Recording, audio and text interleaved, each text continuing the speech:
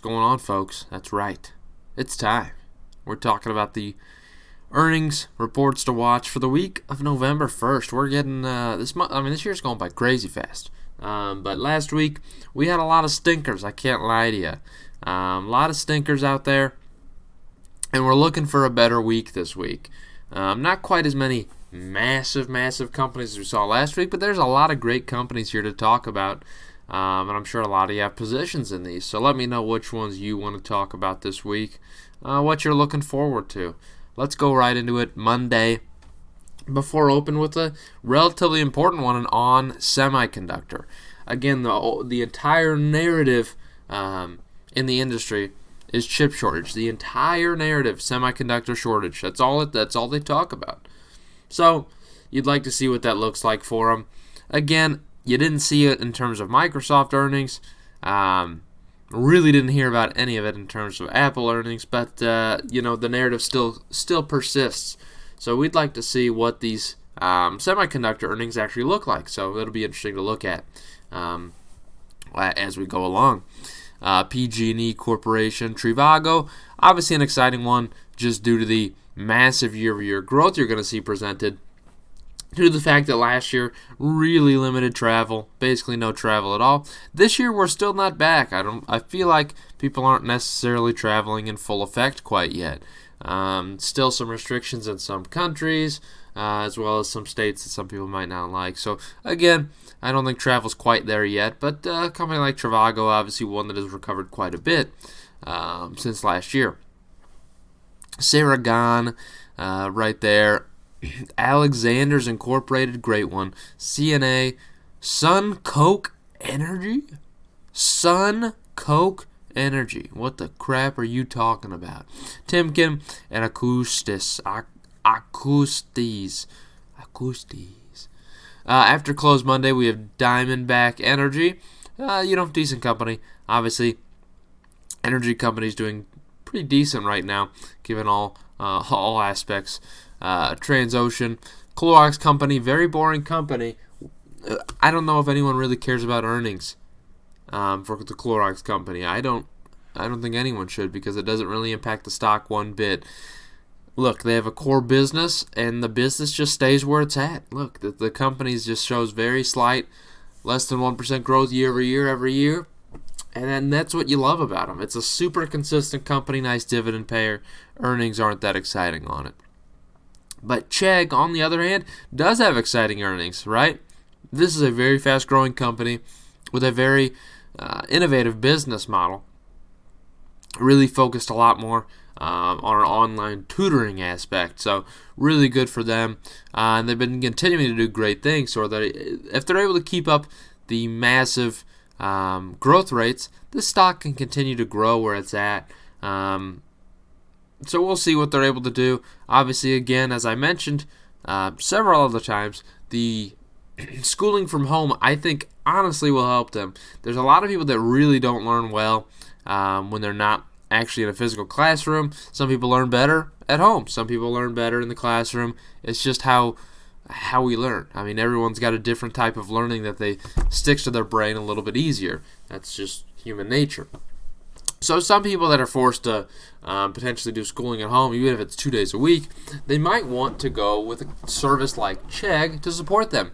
Or if you're going to college, you can use Chegg for your books as well. Typically, I found it's cheaper there. So obviously cheaper than the bookstores, because the bookstores, here's what they do to you. They say, hey, come on and just bend over. That's what they tell you every time you go into the bookstore at your school.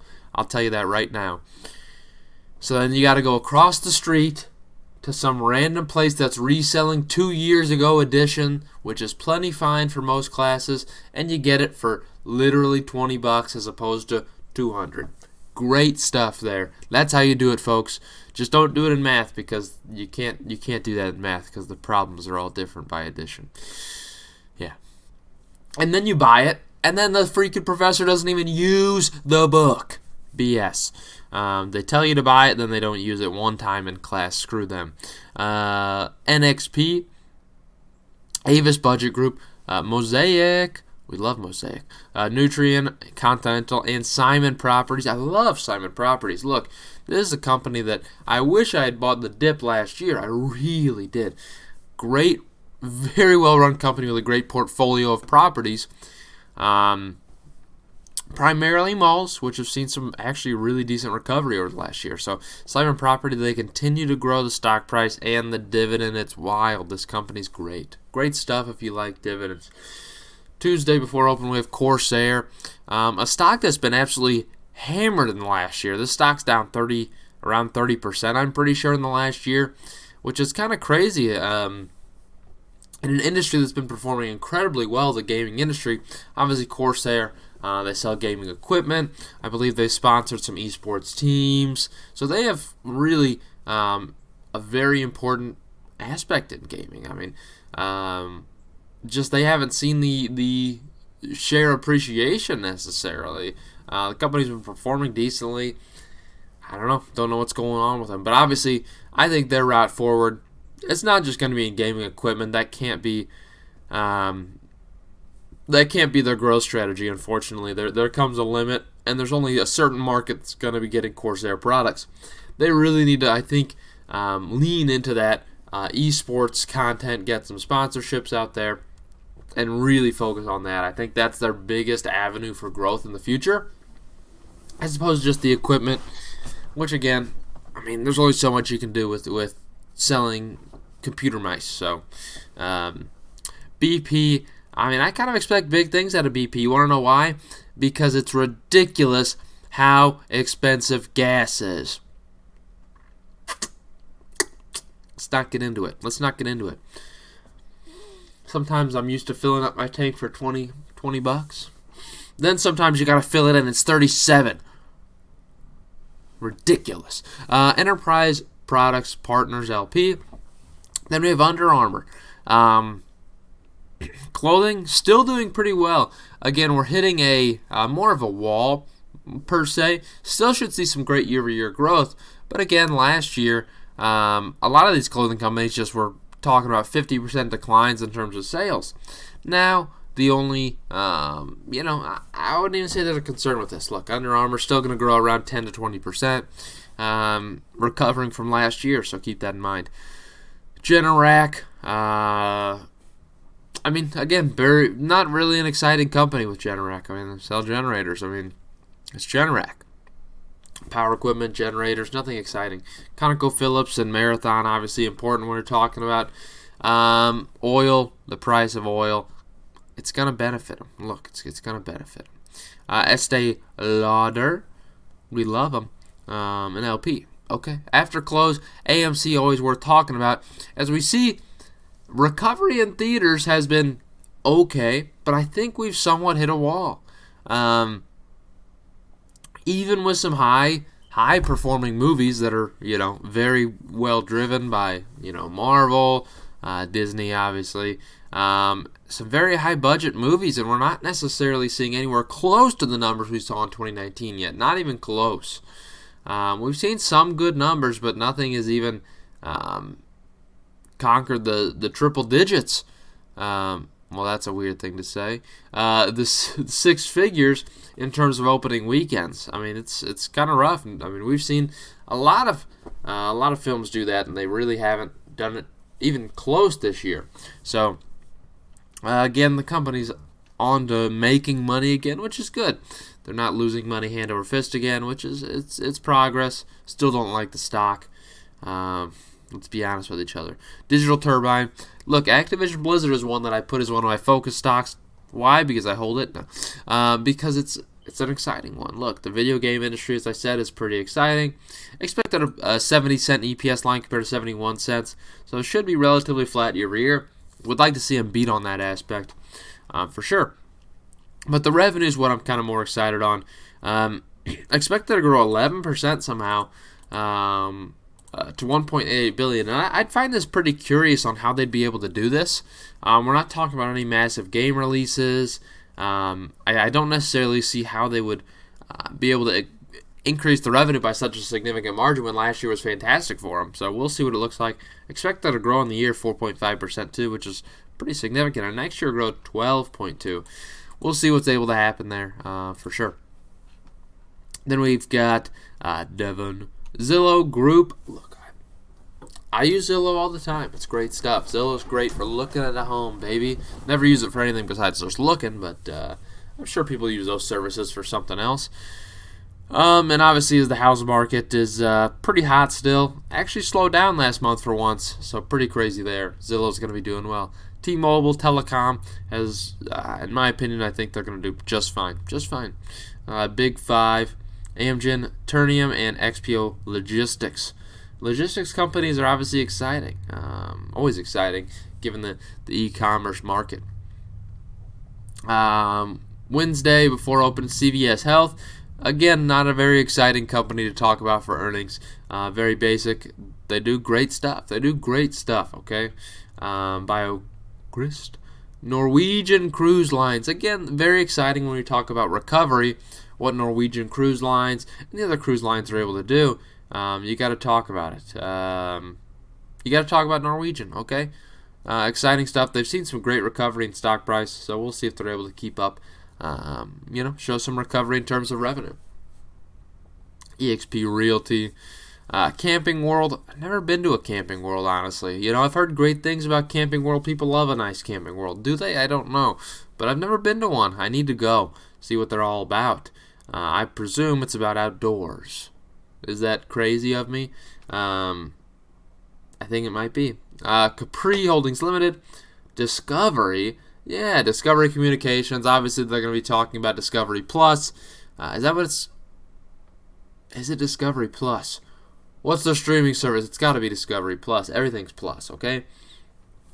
That's going to be the main talking point. That's the only reason why it's an important stock to watch, because that aspect of it. Nothing too exciting on the streaming service, too, if you were curious. Nothing exciting. I've been on. Cenovus, Marriott Hotels should see good recovery. And Cedar Fair. Look, after close, we've got Roku. Obviously, important stock to talk about due to the fact that it's a very, very high growth company. Roku, they put up great numbers in the stock. It's pretty highly valued. Okay, so Roku, I expect good things. Qualcomm, again, we talk about chips. That's what they're all about. They're the ones manufacturing it. Typically focused on auto codecs, but look, Qualcomm. Company I hold, and I like it a lot. Hopefully good earnings. Hard to say, because obviously you look at Apple earnings and their iPhone estimates missed. So are analysts expecting too much out of Qualcomm? I don't know. I don't know if their iPhone estimates missed. I think the analysts missed, if I'm being honest with you. But yeah, that's what I'm talking about. Skills, Marathon Oil, Fastly. I heard a lot of great things about Fastly, okay? A lot of great things. Energy Transfer. Etsy, still one important to talk about. Very tough comparables on Etsy when you're talking about an incredible last year's growth. And a lot of their growth last year was driven by mask sales, which in my opinion, obviously, you're not going to see nearly as much as you did. Look, I think there's still a lot of mask wearing going out there, but I don't know if people are really buying a bunch of new masks still. At one point, like 60% of the revenue was freaking masks. It's crazy stuff. Sandstorm. Banger. It's an absolute banger. Apache and SunPower. Look, let's talk about Thursday. We've got Moderna. Obviously, talk is going to be about vaccines and booster shots. Are they selling boosters? Because if they're selling boosters to these healthcare providers, guess what? They're making a lot of money, okay? These corporations are raking home some dough. I don't know if you rake dough, but you could, I suppose. I just think you might, the dough might not like it. It might damage the dough. We don't want to damage the dough and have an unhealthy bread. You don't. Viacom, CBS, not too excited about. I mean, there's nothing exciting about Viacom, CBS, okay? Come on now. Barrick, Regeneron. Not much talk about Regeneron lately, obviously. We talked about a treatment potentially, not a solution, but a potential treatment for symptoms. Look, it's kind of wild that it's one of the only things I've ever seen where the only solution is vaccines. These companies that are creating treatments, they just really get swept under the rug. The only solution you can have here is the vaccine. It's kind of crazy. And, not like I'm supporting big pharma or anything. I mean, these are all big pharma companies. Look, it's just, you're not necessarily making it fair competition when you're only, the FDA is only allowing vaccines to be solutions, and really not just the FDA, but look, the government's corrupt as crap. There's nothing you can say about it. Every government agency is extremely corrupt. And I think it's a little bit more corruption there when you're talking about not letting, we're not even talking about studies being done, and we've seen positive studies on some of these things, and you're still not allowing, you're talking about slander on media, everything, We're talking about horse dewormers. Come on now. Ain't no horse dewormer. Good grief, CNN. Fake news. Hi, Max. Datadog. Love Datadog. Really good company. I mean, very, very focused on the future. I love Datadog, and obviously we're talking about another rival here coming up. Ooh, DigitalOcean, Lightspeed, and Nikola. Nikola shouldn't be on here. We don't want to talk about Nikola Motors. It's still a fake company. This company is absolute garbage. Should be gone. Disbanded. Thank goodness Trevor Milton's out. And I'm waiting for him to get some serious charges. Look, I want this guy to see some jail time. Look, it's going to be great for him. Obviously, he's going to hopefully have to bring back his $38 million mansion. Let's see if we can get rid of that. After close, we're talking about Square. Square is an exciting one for several reasons. Again, still a very hyper-growth company. That's why you got to talk about Square. And they're working on this profit line, which is nice. 39 cents of EPS expected versus 34. Not quite as hyper-growth as I kind of expected this quarter, so I could see them beat on this absolutely. Because on the year, they're expected to grow it massively. 84 cents last year compared to $1.88 this year. So I'd expect almost better numbers this year or this quarter in terms of an EPS line. But the revenue growth is obviously the main story here. $4.54 billion expected versus $3.03 of a year prior. So again, massive growth, 50% growth expected. Look for great things out of Square. Pinterest, will they succumb to the same issues that these other companies have succumbed to? I don't know. Obviously all the other social media stocks have kind of taken a massive hit from earnings. We'll see what Pinterest is able to do. I think they might be in for the same boat there. Uber's in a similar boat where I think they've kind of hit a wall almost. Look, there's some people that still aren't going to travel in Uber because they don't feel safe there. I don't like the stock personally. Look, that's just me. But they're just in a rough time for the business. I can't blame them for it necessarily. Exciting company, but again, travel not quite fully back yet. I don't feel like Mercado Live or Mercado Libre. I should have said. Sorry, it's terrible. Peloton. Still not a buyer in Peloton. Let's be clear with each other. Very expensive products, and in a time in which you're paying twice as much for gasoline, and hyperinflation. Look, you're gonna have a tough time with Peloton. Maybe I could be wrong. I'd love to be wrong for sure, but again, they need to grow their service revenue in this time. Absolutely, we're talking about the platform for where they show workouts and you work out along with them. Services is going to be big for Peloton in the near future at least. So Cloudflare, fantastic company. Obviously, we're talking about earnings with them. Hypergrowth, we love Cloudflare. Fortinet, Oxy, Skyworks Solutions, another one, chip company. So we'll see what Qualcomm posts. Might expect similar numbers out of Skyworks Solutions because they're pretty well working with the same clientele. Friday before open, we have Draftkings. I did mention this as a focus stock because of the fact that it's hyper growth. Still not good stuff in terms of the EPS line on this company, which is why I wouldn't necessarily be invested in it. The valuation, I can't see it necessarily. 98 cents negative last year, expected a negative $1.06 this year. On the year, they're expected to decline the EPS line still. I don't like that out of a company. You want to see it growing, not going in the wrong direction. That's a lot of money lost, especially when you're talking about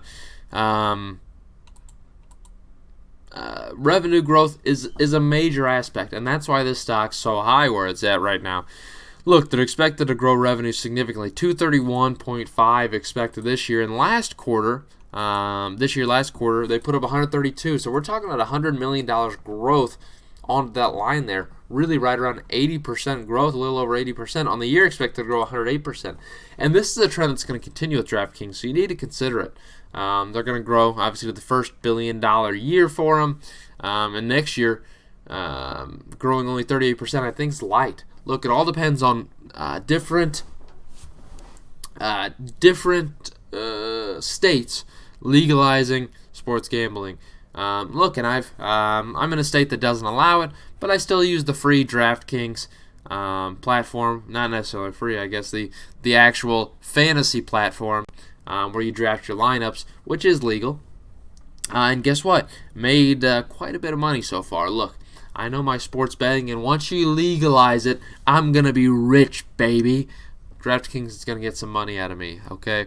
But yeah, sports gambling is going to continue to take off, and as more states legalize it, it'll be great news for them. I mean, think about when California gets it. Ooh, baby, I love the way. Coinbase, you talk about incredible amount of people flocking to crypto. And Coinbase partnerships, obviously worth mentioning as well. So, probably a good quarter out of Coinbase. But again, the stock's just wild. Can't trust it right now, so close to IPO. You never know what's going to happen with these. Canopy growth, don't even need to talk about it. Come on now, get out of here. Excella, Enbridge, Goodyear, we love tires. Kimco, love Kimco because I own Kimco, okay? Stock hasn't performed super well, though. Dominion Energy, Magna, and Northern Oil and Gas. That's what I got for you. I hope you enjoyed it and you have a great day.